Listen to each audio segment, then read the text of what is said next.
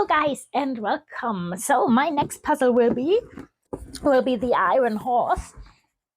So I got that one because it reminded me of Red Dead Redemption. Kind of. I don't know why. And yes, I don't know how difficult it would be because it's a painting and I usually have my problems with painting, but it only has 500 pieces, so it might be okay. So we've got this one from Castorland and let's do it.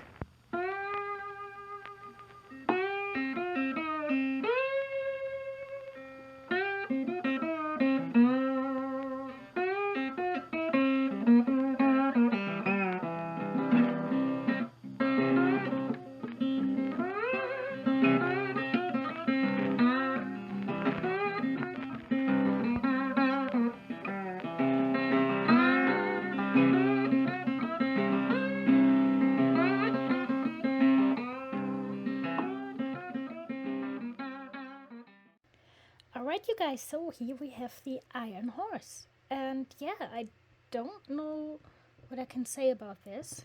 The quality from Castorland is always good, so I can't complain about that.